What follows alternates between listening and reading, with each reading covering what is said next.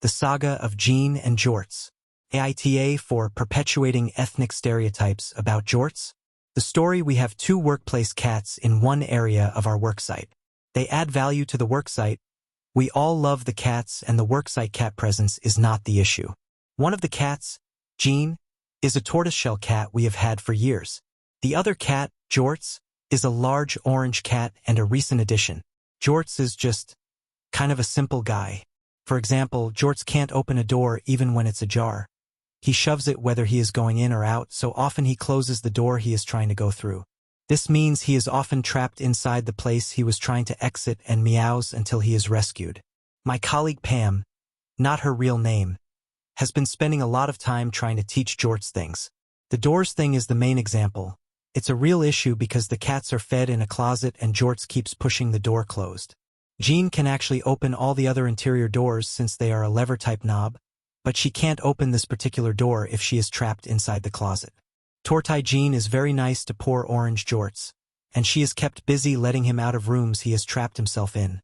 So this seems easy to resolve. I put down a doorstop. Pam then said I was depriving Jorts of the chance to learn, and kept removing the doorstop. She set up a series of special learning activities for Jorts, and tried to put these tasks on the whiteboard of daily team tasks. I erased them. She thinks we need to teach him how to clean himself better and how to get out of minor barriers like when he gets a cup stuck on his head, etc. I love Jorts, but he's just dumb AF and we can't change that. Don't get me wrong. Watching her try to teach Jorts how to walk through a door is hilarious, but Jean got locked in the closet twice last week. Yesterday I installed a cat cutout thing in the door and Pam started getting really huffy. I made a gentle joke about, you can't expect Jean's tortoiseshell smarts from orange cat Jorts, which made Pam furious. She started crying and left the hallway, then sent an email to the group, including volunteers, and went home early. In her email, Pam said I was perpetuating ethnic stereotypes by saying orange cats are dumb, and is demanding a racial sensitivity training before she will return. I don't think it's relevant, but just in case, Pam is a white person in a mostly minority staff. And no, she is not ginger / does not have red hair. TLDR. AITA for enforcing an ethnic stereotype by joking that orange cats are often dumb? Update. Thanks for responding to my query, which had truly upset me. I work to have a good relationship with my team, and the situation had gotten weird so gradually that I lost perspective. I just met with HR. She had already met with Pam. HR was concerned about Pam's comparing ethnic stereotypes with giving a cat a doorstop, and they addressed that, which went well. HR will follow up to make sure Pam understands. The replies to my query were helpful to me for this discussion. HR also addressed Pam assigning other staff Jorts-related tutoring, as it is not appropriate for Pam to assign others work. This also went well. We both think Pam had a hard time with the transition from volunteer to staff, and may have new kid sensitivity projected to Jorts. Pam got emotional about her perception that I favored Jean over Jorts and gave specific examples. Some of these things are fair.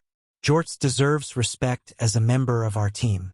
There are 3 buildings in our workplace. Jean and Jorts are limited to 1.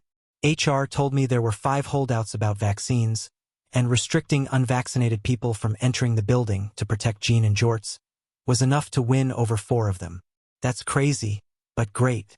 More importantly, the cat's presence greatly enhances our work with our clients, and Jorts' friendly nature has been so great. Both cats truly are doing important work. Truly, Jorts deserves to be treated with respect. We all deserve to be treated with dignity at work, so I will apologize to Jorts about some things that were insensitive or disrespectful. Jean has a nice cat bed with her name on it, while Jorts has chosen an old boot tray in my office with a towel in it. Recently, a visitor put wet boots in the boot tray and Pam saw Jorts sleeping on the wet boots. I bought a bed for Jorts today and a name tag has been ordered. B. I will apologize to Jorts and remove the sign saying, days since Jorts had a trash sand mishap. 0. Jorts likes to fish dirty paper cups out and he often falls into the bin or gets a cup stuck on his head, etc. He is able to get out of the bin by tipping it over, so it isn't a safety issue. C. Jean's staff bio has a photo of Jean, while Jorts' bio has a photo of a sweet potato. I did not actually know either cat had a staff bio, but we will use a photo of Jorts instead of a sweet potato. HR also suggested changing Pam's duties so she is in charge of the cats. This I refused. The cats are my staff, not Pam's. I think Pam was well-intended but actually not meeting the needs of either Jean or Jorts, so they remain under my supervision. Pam is also not to put cups on Jorts' head or intentionally put him into frustrating situations given his unique needs. Lastly, and this made us both laugh so hard we can't deal with it in person and will be said via email, Pam admits that she has been putting margarine on Jorts in an attempt to teach him to groom himself better.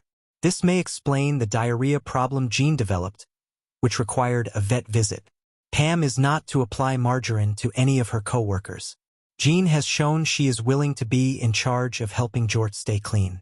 If this task becomes onerous for Jean, we can have a groomer help. I am crying laughing typing this. Final update, Jorts and Jean.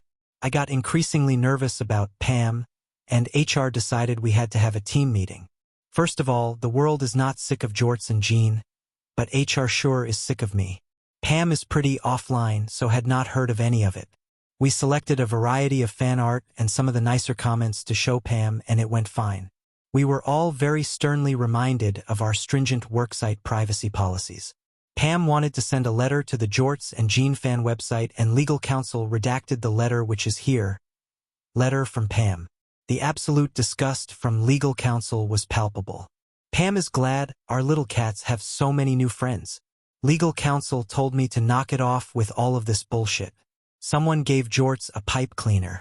Big relief overall because I did not want to hurt Pam's feelings, not to mention I really thought I might get fired because I doubled down so much on Jorts and Jean content. I regret nothing.